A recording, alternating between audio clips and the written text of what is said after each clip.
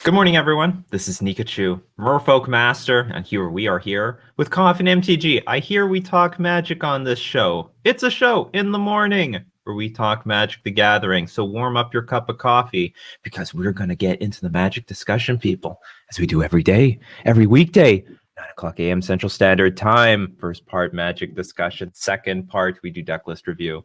If you have a deck list you want to submit to get feedback both from myself and the community, you believe we can do that for you, and you could be selected at random for that. So you're going to want to check that out. So anyway, let's start the day. Let's start another day. Coffee and MTG, where I usually race to get my hair washed before I go live, but lately that's not happening. And you know what? The longer my hair grows out, the less I'm even caring anymore. But good morning, everyone. So, where are the updates? There's good morning, aka Bald Man. So the deal is, there are some changes to Premier Play on Magic the Gathering Online these days. Where is the update? There is like an official update. That's actually some news. Where's the articles? Where are the articles? Show me the articles, Wizards. Okay, let's go to the Wizards. Let's just go to the Wizards website, for example. Let's go there first, and let's see how long it takes us to find their articles. I've never been a fan of Magic's website. Their Commander Legends, play now. That's just fantastic. Okay, play, start. News. Eyes on Zendikar Rising, A Living Legend. These are not things I'm looking for. Brewing weirdest modern decks. How to draft. Where is the article about the new Magic the Gathering Online changes? These are not top stories to me. FNM at home. There's like a big update to how they're going to distribute play points and qualifier points and probably even tickets for like Premier for the preliminaries. Chaos, subscribe 3 months in a row. Thank you very much, Chaos. Thank you very much for the 3 months. I really appreciate it. Good morning, Mikey J. The Wizard Coast webpage is Magic the Gathering Online of Internet #1 experience. You know, it was really frustrating when it I'll tell you my biggest gripe with the Magic website is that if there is a huge big Magic event happening and I go to the Wizards website, I can't find it. I can't find like live coverage of the event. I can't find standings. I can't find results. I can't find anything. The only way I can find it is with Uncle Google. And it appears that we're going to have to use Uncle Google to find Premier Play update, Magic Gathering Online.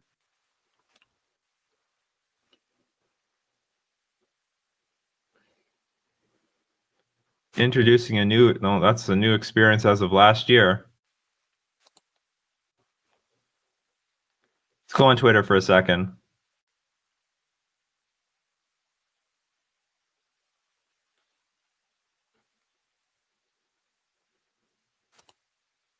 Is this what I'm looking for? This is not what I'm looking for. It's like, it's actually just seriously almost impossible to find any of the information I'm looking for. Lord Magicus, where on earth, how on earth is the Greedy King? How do we link it? We actually, Lord Magicus did a good job. Link Prime. It's hilarious. Yeah, it's a free way everyone can support the channel. Hard to know how to do it. The new full art swamp they'll release in the secret lair is insane. All right, let's go check that out. Well, I want to learn more about the 2020 Magic Online Premier Play program. Okay, qualifier points, leagues and queues. Okay, so here's the new. Okay, for preliminary events, they've updated it significantly. If you get 3 wins, you basically get your money back. No, wait a minute, hold on. This is limited. Constructed. This is old. This is old news. Because the preliminary events are only 4 rounds now. So it used to be 5 rounds and required something like, I don't remember, maybe 16 people in order to fire. Now I think it's 12. I'd love to give you the information, but it's very difficult to find the updates. And it's not on the front page of Wizards website. So apparently that's not important to Wizards. Just keep rolling out that old information. But Okay, so from what I can gather from my memory bank, preliminaries are now going to be 4 rounds long, not 5 rounds long, and they will sort of I think they're going to sort of distribute the qualifier points relatively more smoothly. Okay, Lord Magicus is on the case here.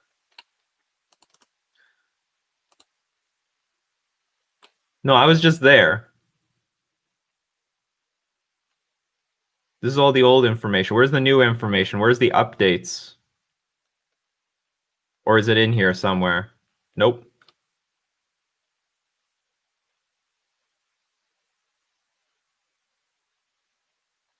There's some...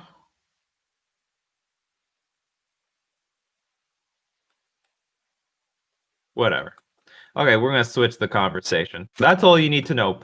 For the most part, I think the largest change to Magic the Gathering Online is that preliminary events are going to be 4 rounds long, not 5 rounds long, and it requires less people to fire than it did before, which might be easier to get those qualifier points. Magic the Gathering Online is an excellent program, part of exceptional online Magic the Gathering online ecosystem. It's better than Face Space. I don't know what that is. I can finally sense the sarcasm in Mikey J this morning. Okay, let's look at the new swamp. Which one, Greedy King? Oops. Which one? Good morning, Lockhart. Good morning, Hawkburn.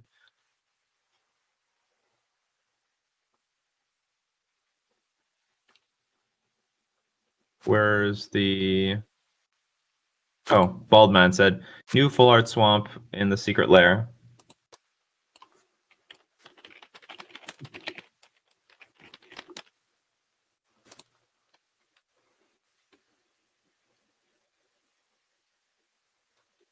Oh, is it the... No, wait a minute. I don't know which one it is. Okay, this we need the Bob Ross one. I didn't see any of the Bob Ross ones being full art, though. I thought they were non-full art. So if anyone has a link to that, we could share that for sure. This is what Google's bringing up, which is not of much use to me at the moment. This? Is this a swamp?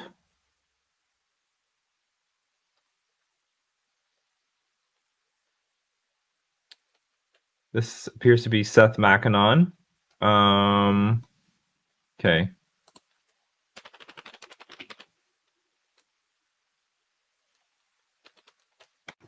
Or I guess it's called Sam McKinnon.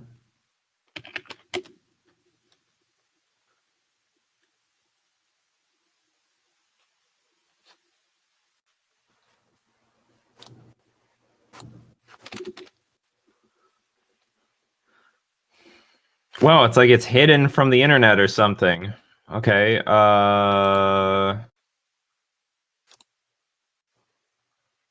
Okay, here we go. We have some pictures here.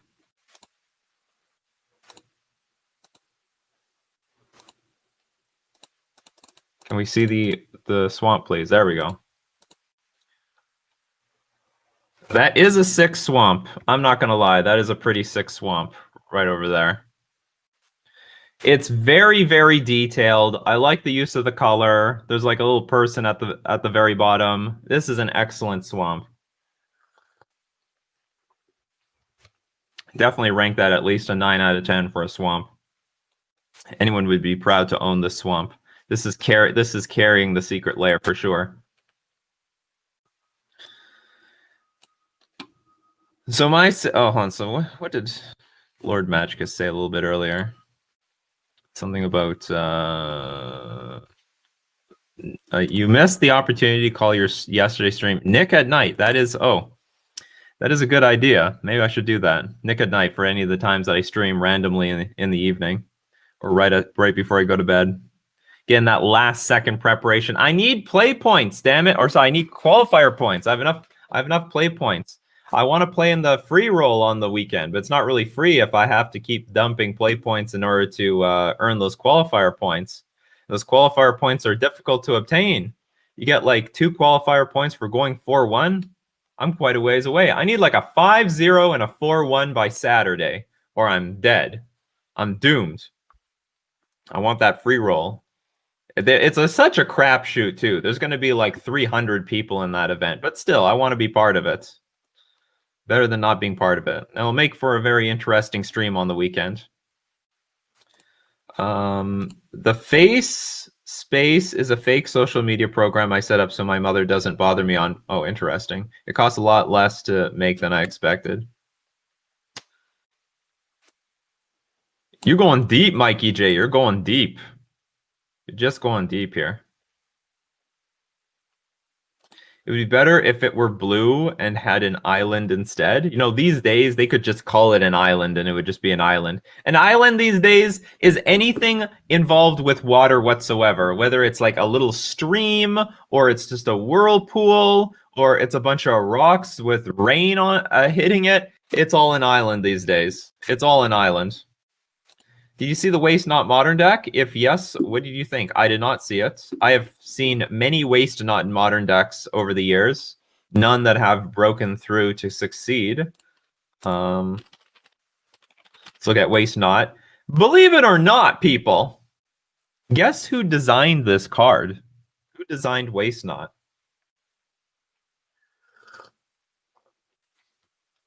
Can anyone guess? The designer of Waste Not? Someone out there probably knows. Morning, Mono Machos. Good morning, Kyoka620. The community of MTG. That is correct. The whole community. It was like something that Wizards used to do. They're not doing this anymore, right? They used to do this a little bit more frequently, where let the community make cards. Like every few weeks, they'd let them vote. What color is this card going to be? Vote black, white, red, green, or yellow, green or blue, and then the next. Well, what card type is it going to be? Is it going to be a creature? Is it going to be an artifact, an enchantment? And slowly but surely, eventually, they nail down what this card is going to be by giving the community the option of voting on, like, you know, what attributes the card should have. So this Waste Not was actually a community-designed card. Whenever an opponent discards a creature card, create a 2/2 black zombie creature token. Whenever an opponent discards a land card, add black to your mana pool. And whenever an opponent discards a non-creature, non-land card, draw a card. Oh, I've heard about the Hammer deck. We can talk a little bit about the Hammer deck. I have, actually. No, we don't need to talk too much about the Hammer deck. Let me pump you up. Let me pump you all up about this. We're going to be talking to the designer of the Hammer deck tomorrow. The designer, the original creator of the Colossal Hammer deck, Hammer Time. It's coming on the show tomorrow to answer all your questions. So if you have any questions about Colossal Hammer, then you better be sure you make sure you're here tomorrow, because we're going to have somebody online on the show talking about Colossus Hammer Time. Let's go back to community build cards. This is not the only card that was made by the community. And truth be told, I don't know how many cards were made by the community. I know of at least one other one. Does anyone know what it is?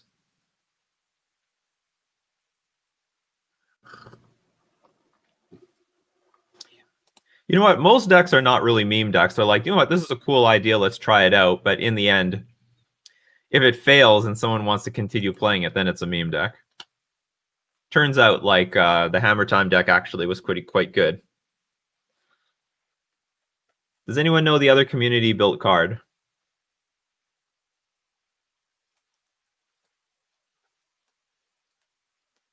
There's at least one other one. I don't know how many others they made. This is a cool thing that they should bring back. They should let the community make more cards. Maybe we would, if we had enough influence, we would get the Merfolk card that we want. What color is it going to be? Blue. What is it going to be? Creature. CMC 1. What abilities is it going to have? I don't know. Hexproof. And gets counters. Or something. What? Nothing? Nada? Zip? No one knows? Damn, just played against a sort of historic dredge deck and they auto scoop to turn 2. Rest in peace. That's what happens when you play a graveyard deck. Crucible of Worlds was another community built card. Not nearly as flashy as Waste Not, but this one actually sees a lot of competitive play. Or enough competitive play. It's a Karn Wishboard card, right? Karn the Great Creator. Come back. Actually, how often is this played in a Karn deck? I don't know. Maybe it's more played in a Tron version with Karn so that they can get back their Tron lands if they ever get blown up. But Crucible of Worlds, you better believe that was a community build card. Can we find the original article? Community voted Crucible of Worlds. Or did they like scrub out? Here we go. 2009 Crucible Worlds. It's Worlds Week, so here we have, because it's Worlds, you want to see it? Crucible Worlds. As you might remember, if you're around 6 years ago, Crucible Worlds was the result of a second you make the card. A second! So there is one more! I don't even know what the first one was. Crucible Worlds was born. Most of the votes don't really lend themselves to retrospective arcanifying. If you're really interested in the way Artifact won the first vote, checkmark Rosewater's wrap up, but we thought it might be interesting to look back at step 11, picking a sketch. Yeah, that was pretty cool, actually. You could vote on the art. I think this is where I came in. Like, I randomly was part of the voting process for the art for Crucible of Worlds. I don't remember what I voted. This obviously was the best one. It was a good job.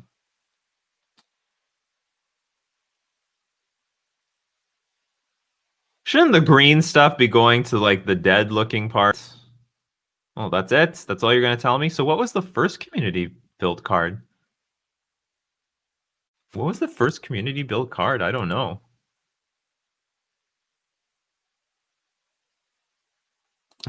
The next community card will be red and super strong, just to F with us. I mean, if you play a grave deck and you got to board in some cards to hate on the grave hate, absolutely. Morning, fish people. Crucible Pass plus Wasteland is a beating. Absolutely, just like Ren and 6. Anybody ever drafted Crucible plus Fetch? Oh yeah, Strip Mine plus Fastbond and Vintage Cube? That's how it is. People do want to watch the world burn. People love those interactions. You know, one side is just people love value. Don't you love value, people? It's what it's all about now. It's all about the value. That is such value. People imagine value is good, and then they like get comboed off on like turn 3 to Storm or something like that, and their value doesn't look so good. But on paper, value is so tempting. Crucible Worlds, people. Cube staple, still a staple of Modern, to be honest. Does anyone know what just one more question. Does anyone know the first community built card? I don't know. Do I have to Google this? First community designed MTG card. Oh, there's quite a few of these. You make the card. I'm satisfying my own curiosity. So the first one was Forgotten Ancient. Well, this is a crappy card. Whenever a player casts a spell, you may put a +1/+1 counter on Forgotten Ancient. Back in the day, they just loved +1/+1 counters. At the beginning of your upkeep, you may move any number of +1/+1 counters from Forgotten Ancient onto other creatures. Oh, whenever a player casts a spell, that's an amazing commander card. So if you play anything, this thing gets bigger. Okay, that's not too bad in commander. You know what? You were probably garbage at the you were probably pure trash at the time, Forgotten Ancient, but you actually found a home today. A lot better than Spiritmonger. You make the card 3. Vanish into memory. Exile target creature. You draw cards equal to that creature's power at the beginning of your next upkeep. Return that card to the battlefield under its owner's control. If you do, discard cards equal to that creature's toughness. This card is terrible. This is just awful. Community, what's wrong with you? And the fourth one was Waste Not. So what, they just stopped? That's it? 2008? It's been over a decade since the community made a card. They gotta let the community make cards. You know, I wonder if the community would design things that would help be an answer to all the other dumb things that are going on in Magic right now.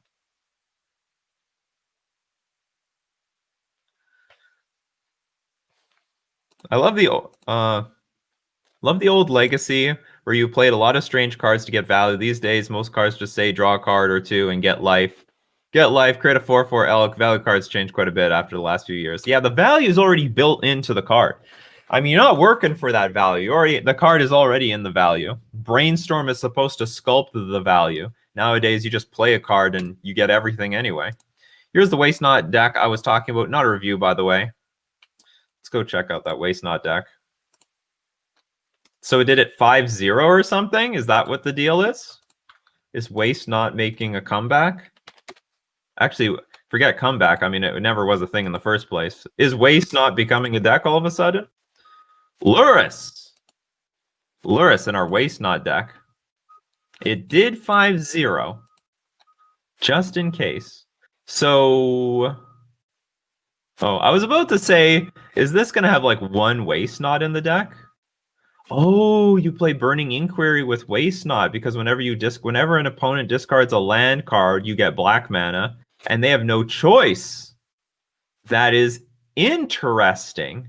That is some interesting synergy. That is some. Can we call that synergy? Is that synergy or is that a combo? What are we going to call this?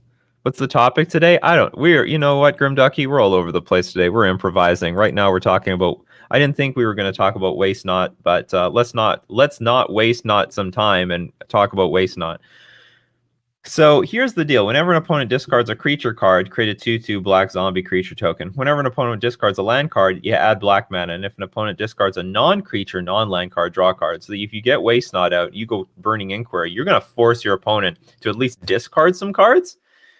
Like at least 3 cards, and you're going to get some value out of that. The problem, the hardest value probably is using the mana, but you can probably use it. Outside of that, it's like a black-green, it's just a black-red Rakdos control deck. It's almost like Jund. It's basically Jund. And this is your Tarmogoyf. Doesn't block immediately, doesn't attack immediately, but it's your Tarmogoyf. Mishra's Bauble, everything's at 2 mana or less. I think it's absolutely criminal that you can play Kroxa in a Lurrus deck. Let's be serious. This is not a 2-mana card, people. That does not cost 2 mana. In 2020, that's BS statement right there. That is a 4-mana card. That is 4 mana worth of power, but you can get it back with Lurrus. Although if you escape it, if you don't escape it, then whatever. You know what I mean. You can play it in the deck. That is that's very unique. Raven's Crime, again, forcing your opponent to discard cards. So like your opponent has no incentive to hold cards in their hand. They have to discard them. That's going to be quite the dilemma, because whenever you discard, you don't want to discard lands, gives your opponent mana. I guess that's the best thing you got to do. Discard lands, give your opponent mana, and hope they don't do anything. Synergy is a good word in that case. We are going to call it synergy. Okay, what else? 21 lands, Cyborg, Nihil Spellbomb, Surgical Extraction. Is Surgical Extraction coming back? Is Surgical Extraction coming back? Like, we're already seeing this in the top tier mono red prowess deck that won back-to-back challenges over the weekend in copies of 4X. What is this card good against? Like, okay, Uro, yes. Is that it? Is that it? Are there more applications to this card? I think I should ask M. Hayashi from his perspective. What is Surgical Extraction good against from a mono red prowess player's perspective? There were 4 copies of this in the winning challenge list. Feed the Swarm, of course. Let's print black. Okay, if black gets Feed the Swarm, when does blue get Artifact Destruction? You hear me, Wizards? If black gets Enchantment Destruction, when does blue get Artifact Destruction? Or couldn't even be something like, this would be a very blue thing, like shuffle target permanent into the library or something like that, right? Doesn't that sound like a blue thing? Can we not start shuffling things back into the library? Blue needs a new direction here. Pillage and Crumble to Dust. Anyway, this is actually a pretty cool looking deck. It's pretty cool.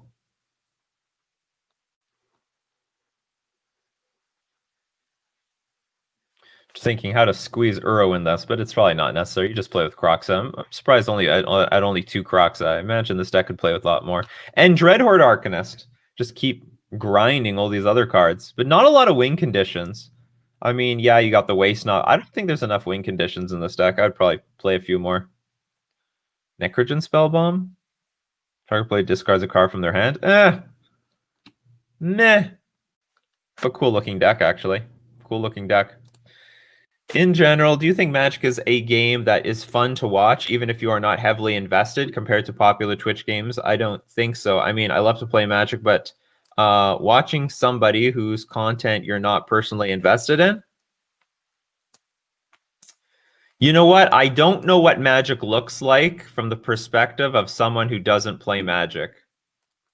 But I will agree with the statement that, you know, Magic is quite a complicated game from the onset. But I don't know. But if you're interested, in this kind of thing, you might try hard to follow what's going on. I don't think like MTG Arena makes it easy, though. I don't think MTG Arena makes it easy. I do think Magic is a good spectator sport, which is why people tune into like Star City Games all the time. I think so. I mean, I do believe that it is a good spectator sport. Like for Magic players, there's a lot of people that watch, you know, they watch the finals of the big like Pro Tour, or they watch the Swiss, they watch the SCG Tour every single week. So there's like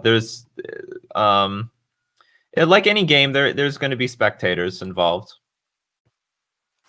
Oops, all spells gets hit by. Oh yeah, there we go. Instant. Thank you very much, Mathematic. I'm going to make because I got to make a video about that latest prowess deck. And yeah, I totally forgot about it. That's a good point. They can race. You better believe they can race the prowess deck. Prowess is fast, but Oops is a little bit more fast. Lava Dart's probably not the greatest thing to hit with Surgical. And also it's impossible to hit because they can just sack the Lava Dart in response or exile it. When does Red get Enchantment Destruction? Does Red have any?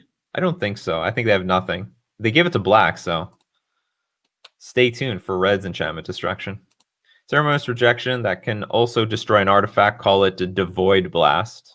Yes, let's just make improved versions of good cards already. Shuffle Creature would make Cozy better. That's right. Shuffle Creatures.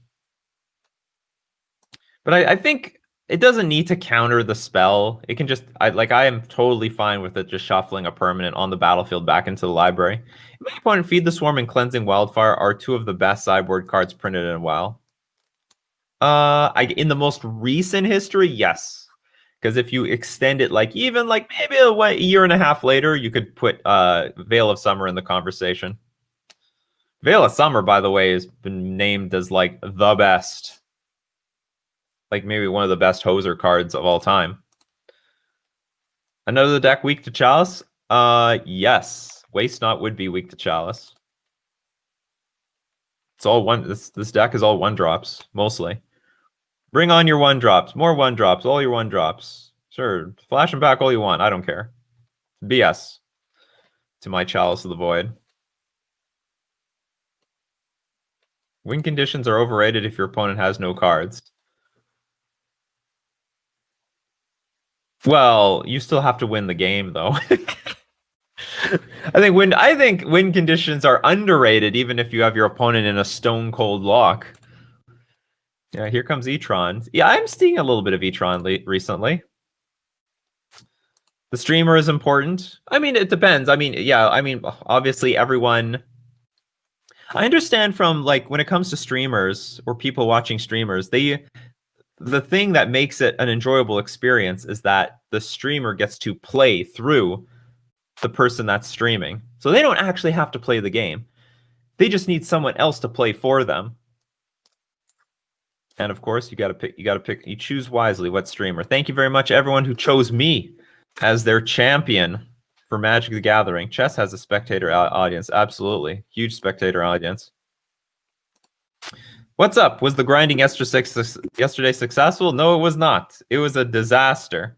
I got very bad matchups and I had to mulligan a lot. My last round was against 5-color elementals, and they really elementaled me out. They always had this really slow starts with these 2 ether vials, and then by turn 4, they just super emptied their hand on me. Some people are not very good at commentary, color, or otherwise. But you know what? Everyone watches streamers for a different reason. Obviously there are some streamers that are just, they don't say anything. But they play really well. They don't say anything. They have nothing colorful or flashy or fun, but they play really well, and people just want to play some high quality Magic. And their music is great. Saffronov said something insightful. MTG is fun to watch, but only by people invested in the game. I mean, if there is something I should say about Magic in the long term, we're not there yet. But let's say 100 years from now, is there still going to be Magic? In my opinion, Magic's biggest, how can I put it? The greatest threat to Magic is that young people are not getting involved in this game. Maybe they don't need them. I don't know. Maybe I'm underestimating young people getting introduced to this game. But for the most part, a gigantic chunk of the player base today are the people who got involved when they were younger. I mean, how old were you when you got involved with Magic the Gathering? Let's hear it. How old were you? I was about 12, turning 13 years old when I first started playing Magic. How old were you when you started playing? 25? Not super young, but maybe you're representing the new breed of Magic players. 29, 12, 17. So like this is the range I'm talking about.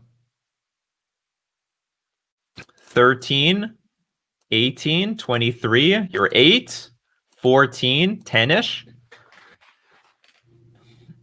So like clearly, and I think a lot of us have been playing for quite a while. 17, 22, 7, 13, 22, 7th grade. Started going to FNM when I was 20. It's not the age, but the financial barrier is a super big deal. Young people don't have any money, but I started playing tournament Magic at 26. I mean, I didn't have any money before either, but it wasn't so bad as it is today. Like, it's bad. It's very expensive now. It's probably sort of expensive back then, but I mean, I could still play some Magic. The first time you started. We're talking like the first time you were introduced to the game, because the second time and the third time that you started were all because of the first time that you started. Everyone was at school into Pokemon. I had no one to play Magic with. I was like one of those people until I made the switch. Yeah, money is a thing. I started at 8, but tournament Magic only at 20. I should have also asked, when did you start playing and how old are you today? When we were young, we played with different decks, like my first Kraken deck. Well, we all have like really poor decks. So like what I'm trying to say is like, I think most of us got introduced when we were young, and we're still sticking with the game, and now we've aged, and now all Wizards is doing is marketing to the older audience that was originally hooked when they were younger. And I think the majority of people get hooked when they're very, very young. Although I should have asked what everybody's age was. Because it was more, I don't know if it was more, yeah, it was definitely more affordable back then. Like these days, you know, standard changes so much and you'd grind through so much money. Yeah, like other games get new players because it's easy to get in, get your computer console, and bam, games like Street Fighter or League are playable for life. Magic doesn't have that, and watching it is medium because there's so little bam pow action. We got to understand the bam pow action. When there is supreme verdict off the top, all of a sudden people get excited, but only in Magic World. Or what's the biggest bam pow action there is? Bonfire of the Damned off the top. So I mean, I think this is Wizards of the Coast's greatest threat, that they may not be in like getting a player base going at a very young age like they used to. I think a lot of us that are playing today, we got in at a time that it was more accessible a long time ago. Now we know that there's a very steep financial barrier, at least at a competitive level. Like For example, they don't really have casual night, right? I mean, maybe standard is casual night for the most part, where you can bring up a complete pile of cards, but it's still pretty expensive. They should make more competitive cards at the uncommon and common level so that, like, when they make standard, they should make clearly watered down archetypes that can be built out of commons and uncommons. So you don't need to buy the rares in order to go to F and M. Maybe that's something that Wizards should work on. Okay, out of all the commons and uncommons from the set, can we make an archetype? And if the answer is yes, then you can like throw maybe a few rares in there to sweeten the deal. Then that should be how they should curate the standard decks.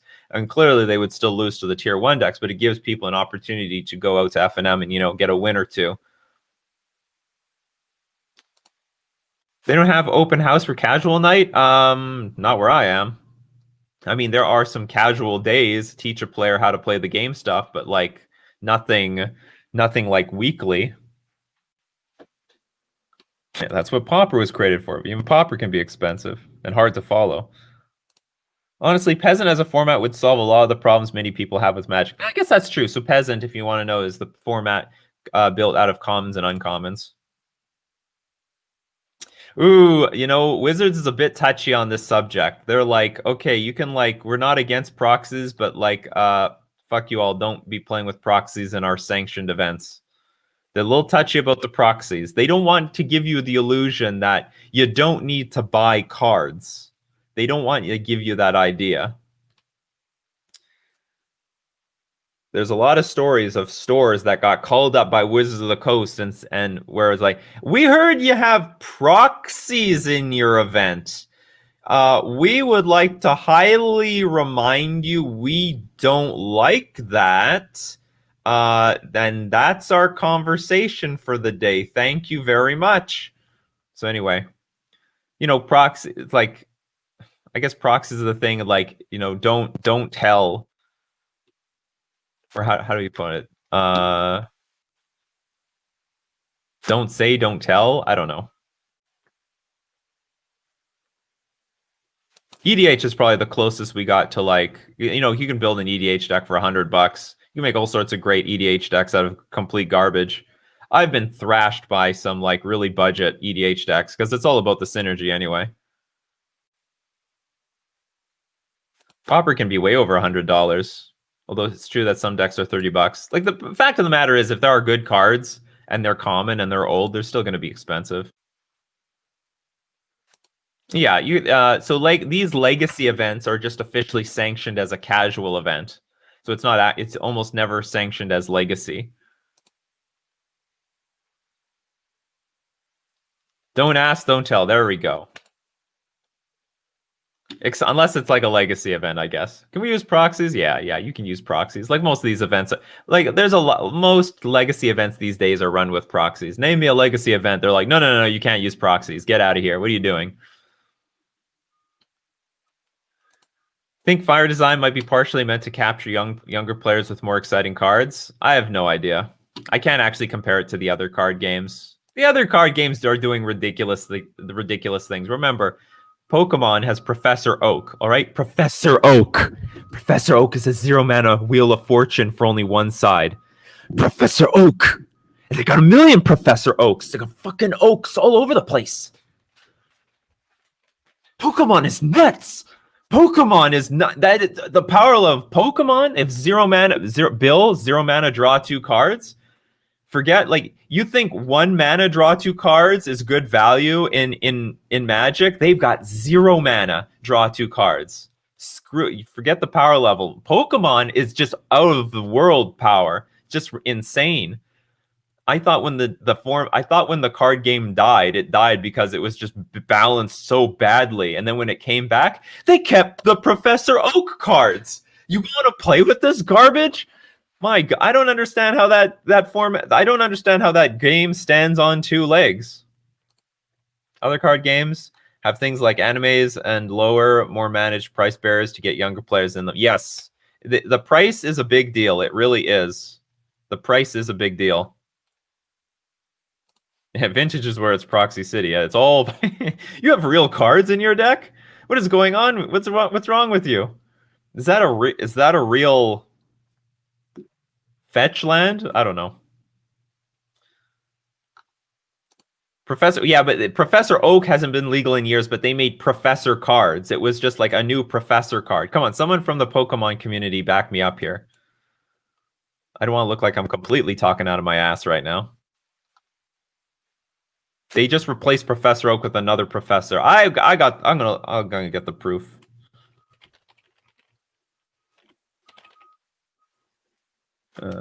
Professor Pokemon cards. Supporters are crazy different. Explain supporters. Look at these. Okay, this was the OG one. Whoops. Let me show you. This was the OG one. Professor Oak, discard your hand, draw 7 cards. No bullshitting with this one. Professor Research, discard your hand. Okay, so how does a supporter? You can only play 1 a turn. What the hell? Who cares? You can only play 1 a turn. You can get a whole new. You can dump your fucking hand, refill it up for 0 mana once a turn. This is a completely whole new game now. They fixed the card. You can only have 1. Get the hell out of here. That is not a fixed design whatsoever. You still have 0 mana, 1-side Wheel of Fortune. Isn't there an MTG series on the way? I think it was canceled, from what I heard. I will say this is. I'm not calling that fixed, but it's not as abusable as the OG one. Because you could go. I mean, with the OG Professor Oak, you could go through your entire deck. Let me tell you, if you have. I remember playing the Pokemon trading card game when I was a kid.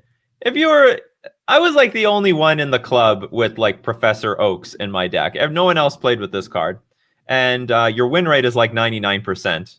The only way I could lose is if like I only had 1 Pokemon in my starting hand. I played it. I was like, I don't know what I want to say. Energy flooded and I couldn't do anything and I lost because I didn't have any more Pokemon after they killed my 1 Pokemon. That's right. Nikachu played a little bit of Pokemon back in the day. Didn't earn that Nikachu name for nothing. It's very vintageous. Yeah, I guess if you love vintage, you love Pokemon. Or if you love Pokemon, hey, come over here. We have this format called Vintage. Oh, by the way, it's like $24,000 to get into.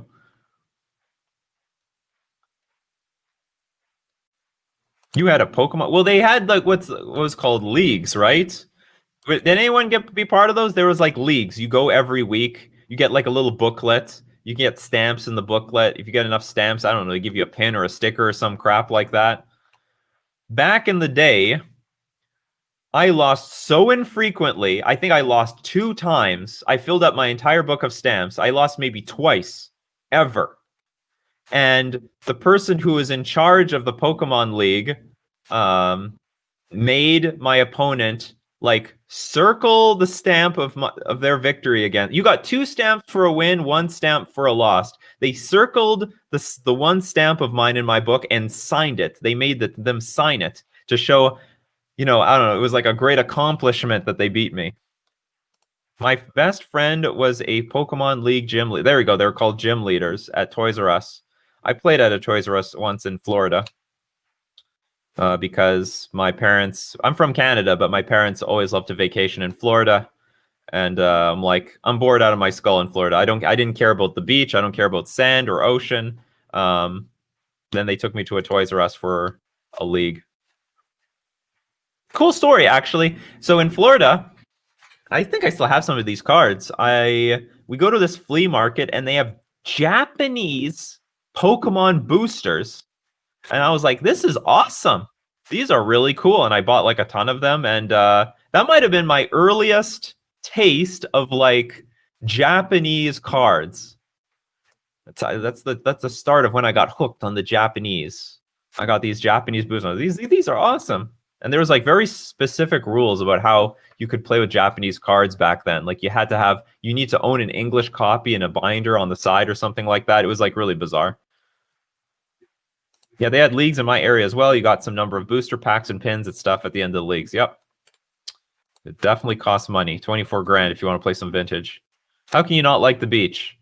Look, I love poker, chess, TCG games. What do you think? I like to go outside and get a tan.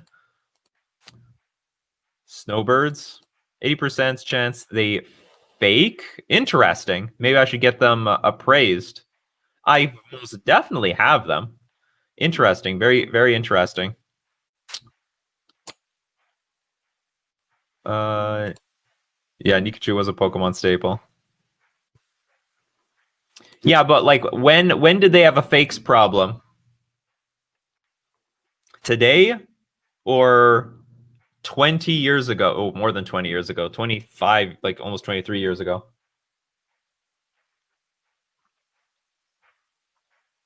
All right, I should look at my cards, see if they're fake. Thanks for letting me know.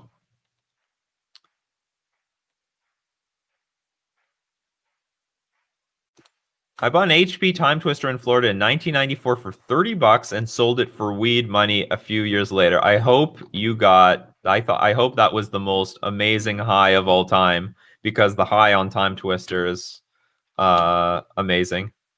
Oh man, speaking of Japanese packs, if you want to see something cool, check out the physical box from Jungle Booster Boxes. There's an Alolan Executor on the top left part of the physical box. Suddenly this has turned into a Pokemon stream. This is coffee and Pokey and coffee in the morning. What are we looking up? Jungle Booster Box. Japanese.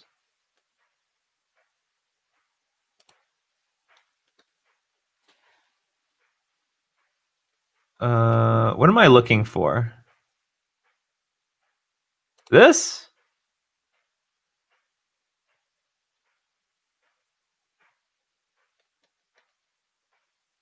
Everybody, Pokemon theme. 3, 2, 1. Da-na-na. I can't tell if this is what we're looking for. But this is an executor, right?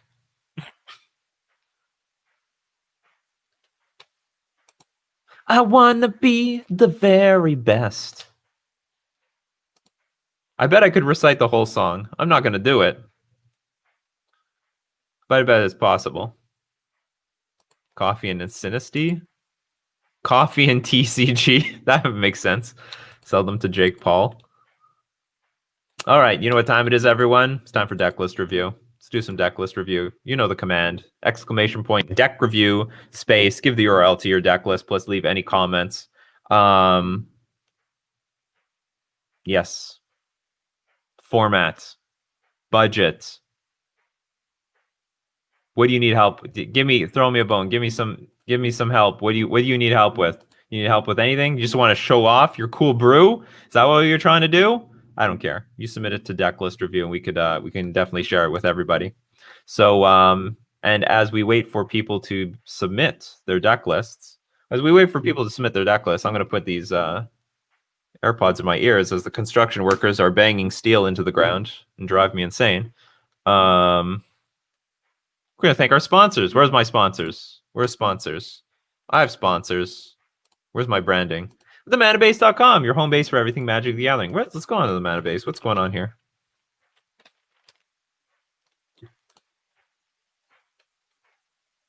The Manabase. Awesome.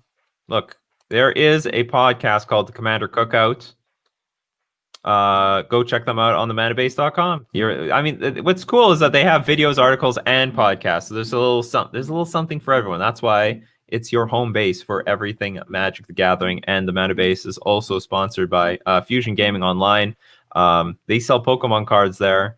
Even though we were talking a lot about Pokemon cards, the deal of the week is usually on Magic cards. Save up to 20% off of all core set singles, 2021 singles, on the manabase.com. Or sorry, on Fusion Gaming Online, fusiongamingonline.com. Canadian site and Canadian prices. So your US dollars will stretch a little bit further there.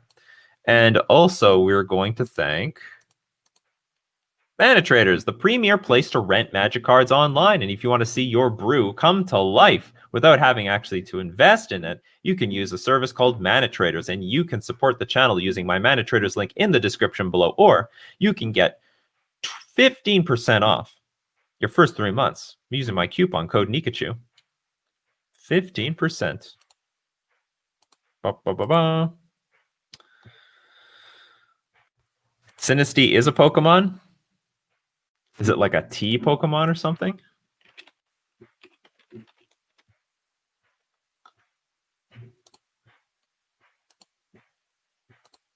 I'm not gonna lie. Past the first 151, 152 if you count missing go.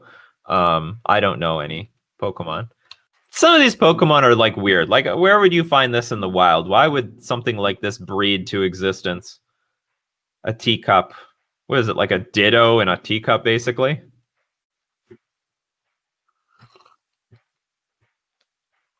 They're like, you know what? We've already exhausted anything that's remotely looks like an animal. Let's start making inanimate objects a Pokemon. That makes a lot of sense. So we got a teacup that can turn into a teapot. The teacup is evolving into a pot. I can only imagine that's what's going on here. Pokemon designs are weird. Like, how many Pokemon are there? This is ridiculous. Maybe I gotta catch up.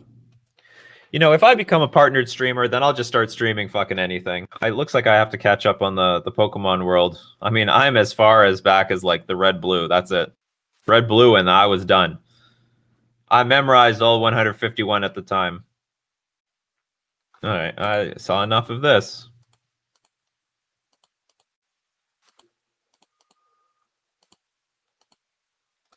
Let's review some stuff. All right. Good luck, everyone. Good luck to everyone who submitted. You are chosen at random by the command. The algorithm is choosing, not me. Lockhart's been chosen. I have brewed something, no Cybrid yet. For Legacy? You're brewing in Legacy. That's dangerous stuff.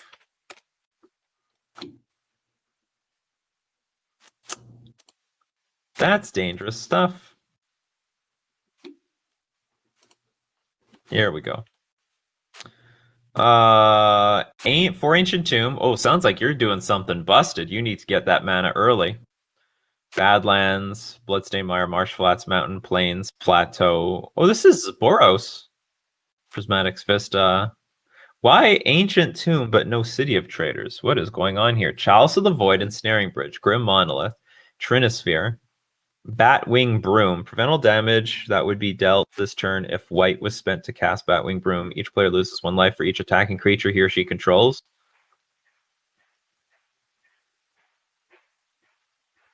Okay.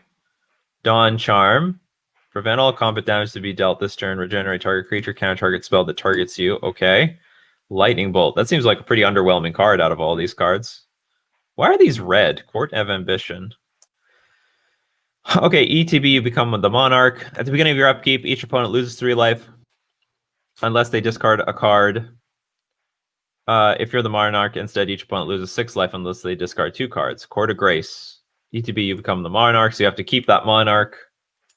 I'm guessing you're just trying to delay the game to the point where you just play these cards.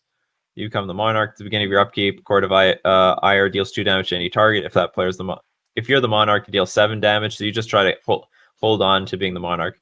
You are the Monarch. That's the turbo. You have 8 fogs. That's the fog. Hide behind a few defensive artifacts and avoid guillotine until your opponent dies. The monarchy is a prison, and our opponent is looking to ferment a revolution. I would highly recommend, especially since this costs 2 colorless, this costs 2 colorless, you should have, and this costs 5. There's no reason not to have City of Traders in this deck. You should have you have Ancient Tomb, but you don't have City of Traders. You don't have the other one. You're not very mana intensive either.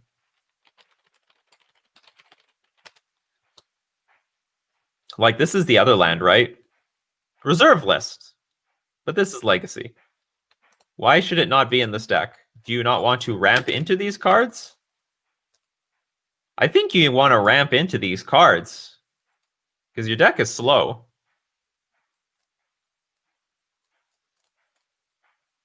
Explain yourself, Lockhart. Explain yourself. I'm telling you this right now. I mean, you don't have time to like go turn 4 Court of Ambition and Legacy. You could be dead by then.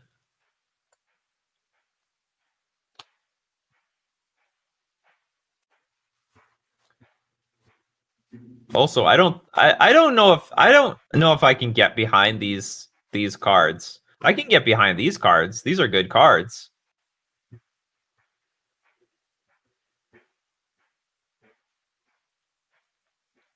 Well, the point is you just get the creature. Okay, first off, the turn you play City of Traders, you put like Court of Ambition in play. Then is this a oh, this is this Mardu? Oh, maybe this is Mardu, which makes it harder on the mana base. You might need more fetch lands.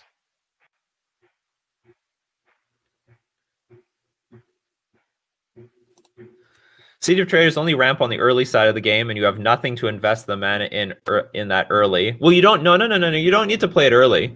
You can play it on the turn that you play your Ensnaring Bridge. So, like for example, you can go.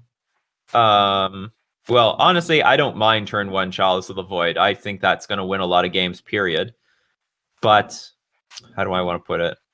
You can, for example, play turn 2 Trinisphere.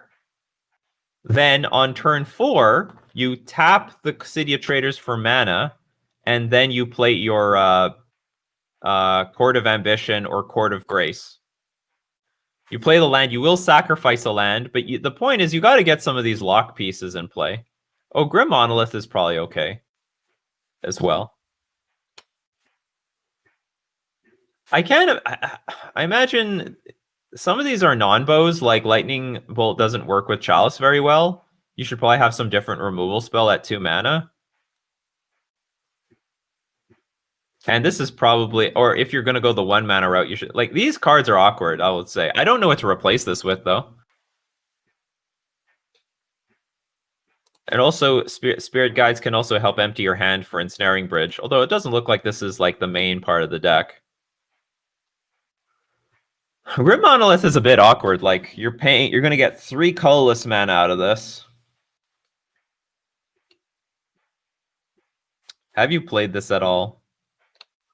I know this is a concept, right?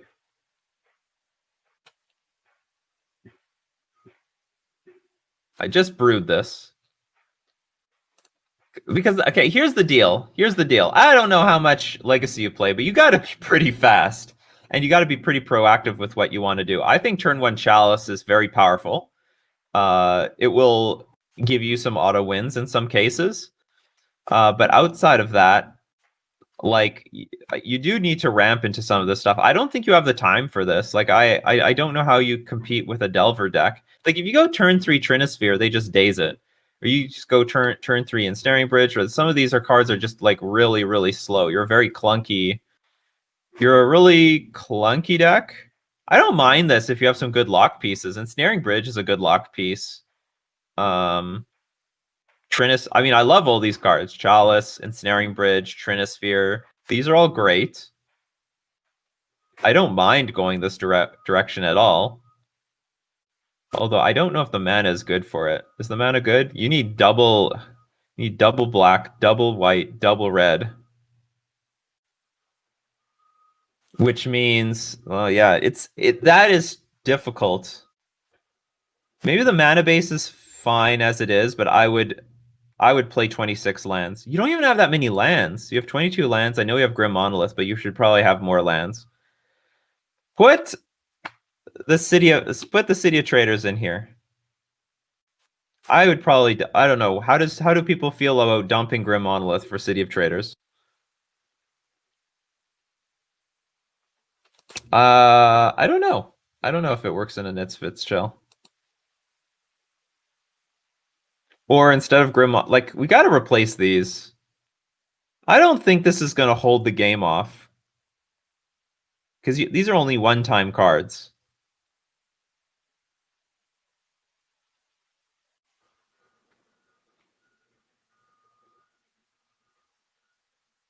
I mean, like, Fog has never been a playable card, ever. Ever. You know what's the best Fog? Ensnaring Bridge. We should have 4 of these. This is the best Fog card in the game. It permanently fogs. Except against 0 mana cards. Zero power cards.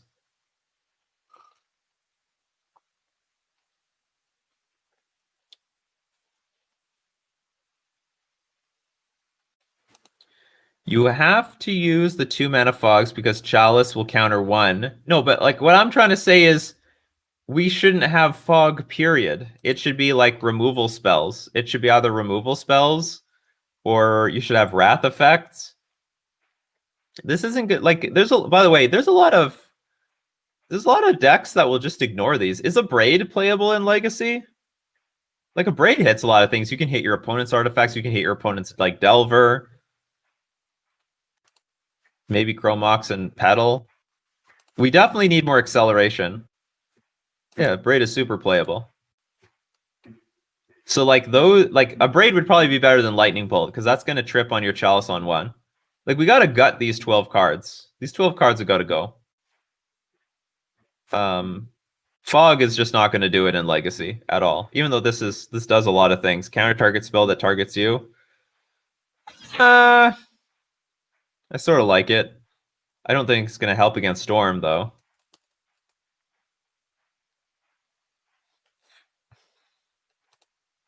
I think Fog is a non-bo with Monarch because the creatures still do combat damage even if it's 0. No, it's prevented, no?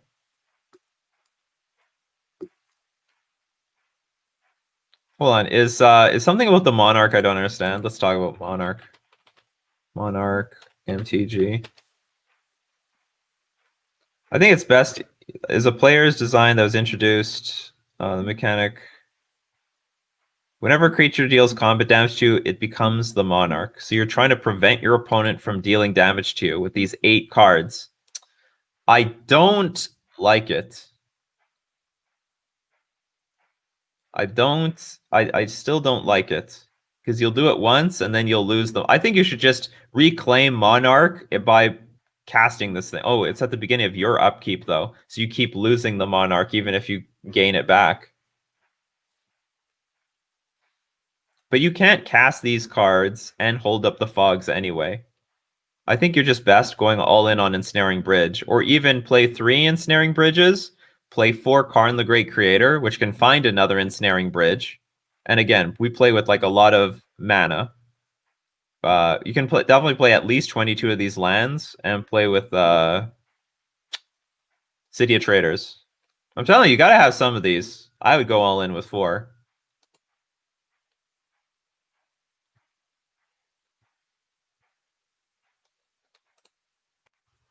Karn shuts off all their artifacts, whatever they are.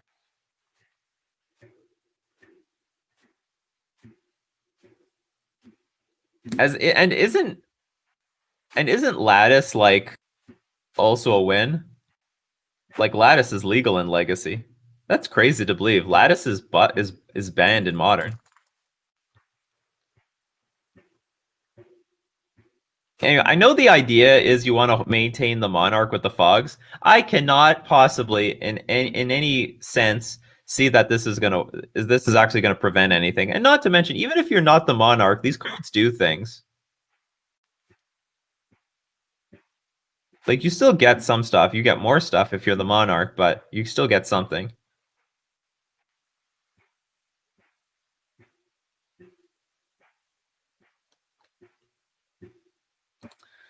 By the way, this Coffee and MTG show of yours is criminally underwatch. Your presentation of the chat comments to give context to the discussion is really great. Thank you very much. That's the idea. The timing might be awkward. Maybe I should be even earlier because I start at the same. You know what was interesting? One day, what's it called? Aspiring Spike is not streaming, and all of a sudden, I have like an extra 100 people watching me out of nowhere. So maybe I just have to dodge Aspiring Spike's schedule. We should do it an hour early before Aspiring Spike starts. I'll get more people. I could try that. Try for 7 o'clock. Try for 8 o'clock a.m. Central Standard Time showings. It's gonna force TuxDev to get up earlier. Sorry, TuxDev.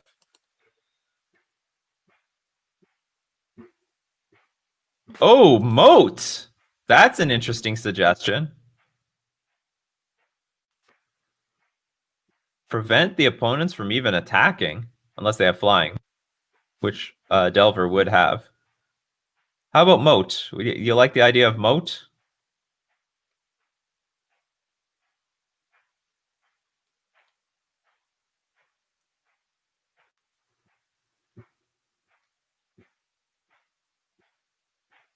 Or do we play with Moat and Ensnaring Bridge?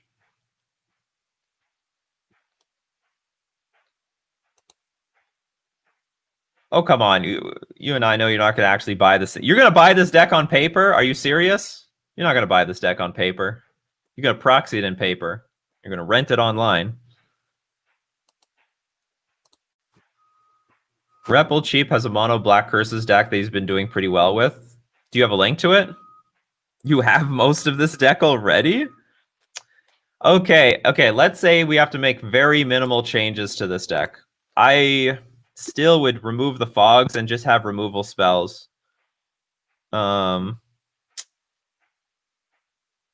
you only have 8 fogs. You're literally going to fog once, and then it's not going to work in the future.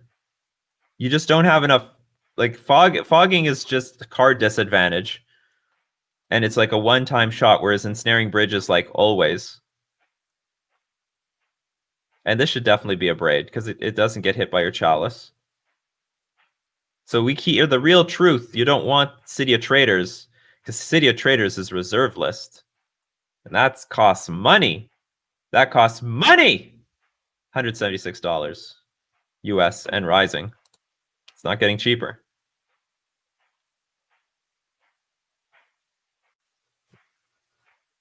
Okay, if we were to make very minimal changes to Lockhart's list, what's it going to be? My vote would be replacing Lightning Bolt with a Braid to make Chalice better. Run Thought-Knot Seer. 8 Monarch effects is enough, so we dump the white one. Because this one creates a creature, which is not good with Ensnaring Bridge, right? Court of Grace should go. It should be Court of Ambition and Court of Ire. Which in that case, do we even need to have white in this deck? There's actually no point to... If we get rid of the fogs, you could just go Rakdos, and it would be a lot easier on the mana base.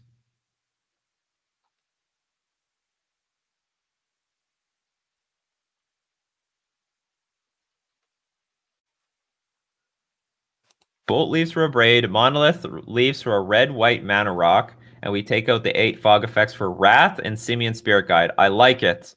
I like it. So we're just going to kill the creatures. We don't need to fog for a turn. When you have, like, we're going to have tons of mana. We're just going to kill the creatures.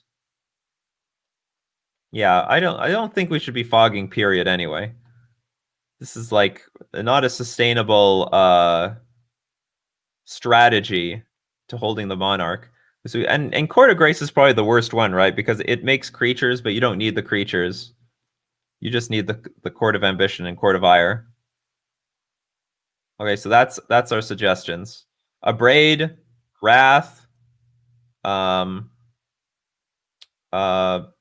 Rock, Simian Spirit Guide instead, and turn it into Rakdos, so you don't need the white. And oh no, we do need the white. Okay, then play Damnation, right? We play Damnation instead of we'll play because there's no point in playing white in this deck. It can just be a Rakdos deck.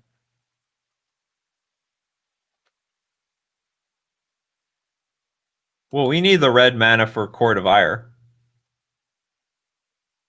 and the Abrade.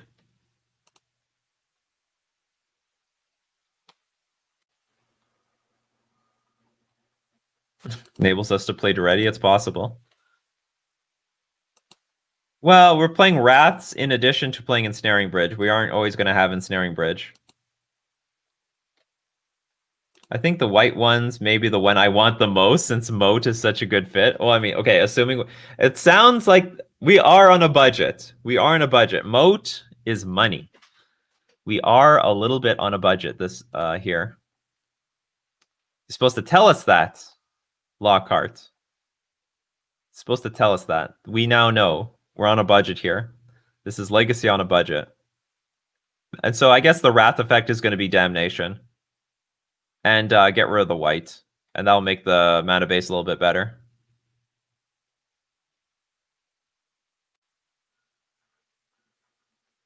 Just Eldrazi with 1 Monarch piece. That's how it ends up. I didn't think Moat was going to come up. Hey, this is Legacy. People are going to suggest anything. Anything, Lockhart. Anything. Yeah, on a budget in Legacy.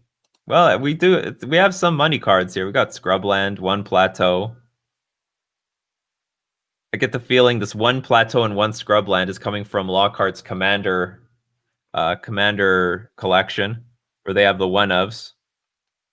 To get fetched out by the Bloodstained Mire, the Marsh Flats. One Badlands from the Commander collection. Did I get that right? Lockhart? These are your Commander singletons.